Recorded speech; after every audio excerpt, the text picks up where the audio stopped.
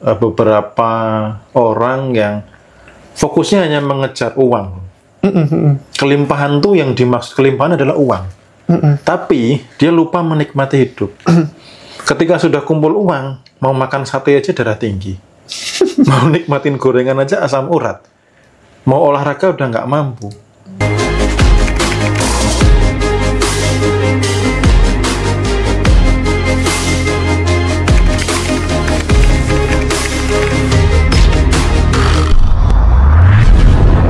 Iya, ini Mas Bimo, ada teman-teman dari TikTok yang bertanya nih.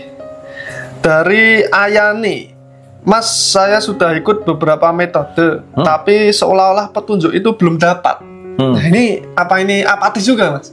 Petunjuk belum dapat, itu artinya masih ada emosi bawah yang menyelimuti. Gitu. Jadi misalkan ini saya mungkin nanti kalau pas di meditasi saya contohkan slide-nya ya. Misalkan ini orang gitu ya. Lalu ini adalah kesadaran spiritual, sumbernya dari segala sumber. Nah, ini sebenarnya setiap hari itu berbicara, setiap hari ngasih petunjuk. Tetapi yang terjadi adalah apa? Selimutan emosi-emosi bawah ini nutupi sinyal dari atas. Nah, ketika petunjuk belum ada, berarti masih ada emosi di level bawah yang mengendap. Yang belum dilepaskan, karena ini bukan sekali praktik langsung selesai ya. Contoh, Mas, saya sudah melepaskan emosi kebencian saya, marah saya. Tapi apakah itu abadi? Apakah besok tidak marah lagi? Apakah bangun tidur tidak sebel lagi?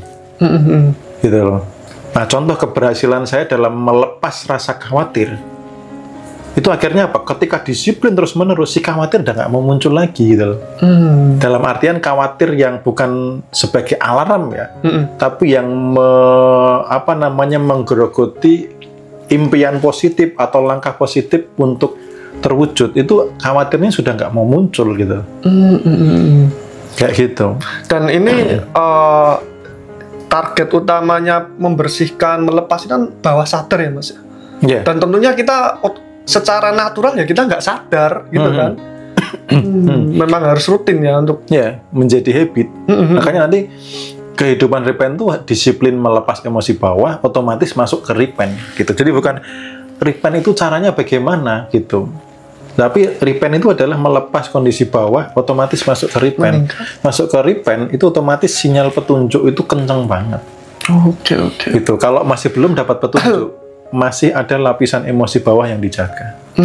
Oke. Dari Daniel Ibrani, Mas, untuk menjaga kesadaran, ada tipsnya Mas Bimo? Terima kasih. Kesadaran apa ini ya?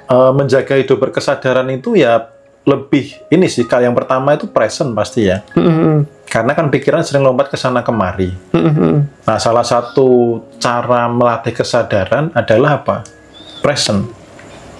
Gitu loh. Dan ini memang perlu latihan. Jadi bukan berarti gini, teman-teman ketika tahu cara menjaga kesadaran, lalu sepanjang hari sadar itu enggak. Gitu. Makanya saya bilang tadi, ilmu kehidupan harus dipraktekkan. Gitu. Menjaga kesadaran itu sebuah keputusan, sebuah habit. Nggak bisa hanya dengan satu kali tahu caranya lalu permanen gitu. Nah, ketika present, ketika sadar, ketika tenang, ya orang-orang tenang rata-rata berkesadaran. Kalau orang-orang yang panik, gerusa-gerusu, nah itu rata-rata mereka nggak tahu, nggak sadar bahwa mereka sedang panik, mereka sedang marah itu. Tapi kalau orang tenang itu cenderungnya jauh lebih sadar. Jadi yang pertama adalah present. Present itu pikirannya nggak lompat ke masa lalu, nggak lompat ke masa depan. Misal makan yang menikmati rasanya, aromanya, teksturnya, lalu kemudian hidup tenang. Gitu. Makanya nanti teman-teman, kemarin sempat ada pertanyaan di grup juga, bagaimana sih kita akhirnya bisa menjadi peka terhadap energi gitu. Karena energi ini kan bergerak cepat gitu. Nah, orang-orang yang tenang itu mampu melambatkan pergerakan energi. Makanya ada yang nanya, Om, sekarang kok jadi ya, Mas, sekarang aku jadi bisa ngerasain orang lagi susah, lagi sedih, jadi lebih peka gitu loh. Karena dia lebih tenang. Itu. Nah, orang yang tenang ini kan berkesadaran. Dia bisa melambatkan energi yang bergerak. Kayak gitu. Oke. Dan untuk saran bagi pemula Mas yang baru menonton video kita ini, ini episode kedua ya berarti ya. Apa Mas? Teman-teman, yang pasti ketika dapat ilmu baru itu ya praktek sih. Praktek ya. Dan coba malam ini yang nonton live ya, atau besok ketika tayang, sadari apakah Anda ada rasa apatis. Gitu. Kalau memang ada, saran saya ikut meditasi supaya nanti kita bahas lebih detail lagi. Karena kan harus praktek di dalam kondisi meditatif. Nanti saya pandu ngelepasinya bagaimana supaya teman-teman apatisnya berkurang. Karena siapa tahu teman-teman, saya yakin sudah banyak belajar juga entah teknik apapun itu, tapi kalau apatis ini nggak dilepas juga akhirnya nggak gerak-gerak, nggak ngapa-ngapain dan nggak menghasilkan gitu ya. Jadi saran buat teman-teman yang baru nonton dan sebagainya, boleh belajar apapun boleh. Kemudian ketika belajar tentang kehidupan, pahami benang merahnya. Nanti teman-teman kalau sudah paham benang merahnya, repent nih bagaimana, akhirnya kehidupan simple. Nah, tinggal disiplin sepanjang hari. Kayak gitu. Itu nanti tujuan akhir dari repent ini akan menuju kemana Mas?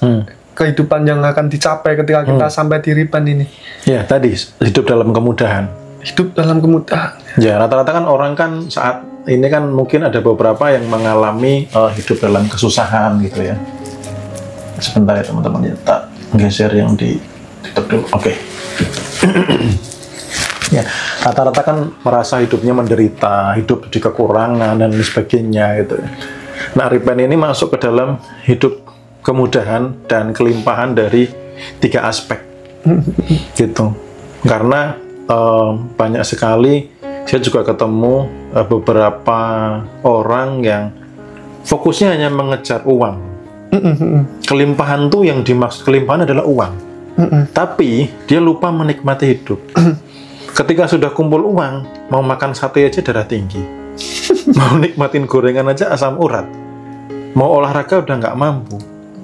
Apa fungsinya jet pribadi kalau naik di kursi roda? Gitu. Dengan yang nyangkul di sawah tapi bisa lari-larian sama cucunya. Bukan berarti itu baik juga, tetapi bagusnya ya kelimpahan itu 3 aspek gitu. Seimbang ya. Seimbang. Makanya goalsnya tuh ke arah sana nanti. Ketika hidup berlimpah, berarti dari sisi materi juga oke. Dari sisi emosional, vibrasinya di power, di kelimpahan. Dari sisi spiritual itu dekat dengannya, gitu. Karena juga misalnya sudah berlimpah, sudah di vibrasi power, tapi kalau seolah-olah nggak butuh Tuhan, setelah ini kehidupan mau kemana kan? Gitu. Itu sombong berarti ya. Iya. Gitu. Oke. Ini ada pertanyaan dari video kita yang kemarin Mas di YT. Purnomo Harmoni 6917. Saat awal membangun kelimpahan, keajaiban apa yang terjadi pertama kali hingga Mas Bimo menjadi beneran kaya? Keajaiban tuh banyak sekali ya. Kalau pertama kali ini saya harus ini ya, harus mengakses lumayan banyak, karena pada saat jatuh pun saya juga dapat keajaiban. Yang pasti titik di mana saya mencapai 1 miliar pertama itu kan saat saya menjadi salah satu mentor di platform pelatihan digital marketing. Yang sebelumnya saya memang nggak ada basic di sana. Itu saya hanya lulus SMA, bukan orang IT, tapi karena saya memulai belajar online tuh dari warnet. Saya nggak punya laptop, handphone kentang 1 giga. Bahkan saat itu kakak saya bilang, handphonemu kayak gitu tapi bisa menghasilkan uang miliaran gitu. Saat itu berawal dari handphone yang seperti itu pun gitu. Nah, saat itu keajaiban yang saya alami adalah ketika ada pendaftaran untuk jadi mentor, saya itu secara pribadi pesimis. Apakah saya layak untuk jadi mentor yang pertama? Yang kedua, apakah omset saya masuk? Nah, ternyata pada saat seleksi itu keajaibannya adalah, jadi keajaiban itu seperti kayak serba kebetulan. Terjadinya pada saat setelah Lebaran. Nah, setelah Lebaran kan omset kan pada banyak yang naik kan, apapun itu kan kebanyakan kan naik kan gitu loh. Mau fashion, mau apa gitu kan naik. Nah, ternyata pada saat pendaftaran mentor yang saya tidak ingin daftar, itu ada suara yang mengganggu saya. Pada saat saya mandi, pada saat saya makan, pada saat saya bengong, itu ganggu saya bahwa cek omsetmu, daftar sekarang. Karena saya belum ngecek, saya pikir kan syarat untuk jadi mentor itu kan ada syarat omset. Pikir saya, omsetku itu belum nyampe. Makanya suara itu ganggu terus. Itu pada saat kondisi saya punya cicilan 10 juta sebulan. Lebih kayaknya sih. Nah, kondisi masih ngontrak dan anak sudah satu gitu ya. Harus balikin uang ke investor dan lain sebagainya. Nah, itu pada saat itu saya ada suara terus-menerus. Cek omset, daftar sekarang. Cek omset, daftar sekarang. Begitu saya ngecek, nah dari platform A dan platform B ternyata cukup untuk mendaftar. Saya pun kaget, ternyata nyampe gitu loh. Yang saya tuh nggak pernah ngira, karena nggak pernah ngecek omset bulanan sih, paling harian aja yang dicek gitu. Kadang naik turun ya, namanya bisnis. Dan setelah bulanan nyampe, begitu saya daftar, langsung dapat jadwal interview dan di ACC. Akhirnya di situ, wah itu petunjuknya lanjut lagi gitu. Tapi titik awalnya di situ. KJP-nya adalah ternyata omset saya masuk untuk seleksi jadi mentor. Itu titik di mana awal saya mengalami kelimpahan dari sisi materi ya. Akhirnya bebas dari hutang, kemudian mencapai 1 miliar pertama. Dan di kondisi itu Mas Bimo sudah menerapkan ilmu vibrasi ini ya? Iya, saya sudah belajar ilmu vibrasi sebenarnya sebelum resign kerja itu sudah belajar. Oh gitu. Tahun 2014 sama Mas Arif Firha itu saya sudah belajar. Oke. Termasuk mentor pertamanya Mas Bimo ya Mas Arif? Iya, vibrasi pertama. Gitu. Tapi sebelumnya saya pernah ikut terapi pengembangan diri, kan MLM kan banyak kan bro gitu. Kalau mencapai ini ada seminar apa, ada apa kayak gitu. Oke. Ini pertanyaan dari Mujiati 81 dari YT kemarin ini. Mas Bimo kalau udah tua nggak kerja, bagaimana bisa selalu dapat rezeki Mas? Udah tua mungkin udah pensiun atau udah umurnya udah sepuh banget mungkin ya ini maksud. Nah, yang satu rezeki itu pasti dikelirkan dulu apa 3 aspek itu tetap dilibatkan. Kemudian ini yang dimaksud kalau kondisi repent berarti lawannya apa ya? Tidak repent mungkin gitu ya. Ini yang dimaksud orang menciptakan batasan.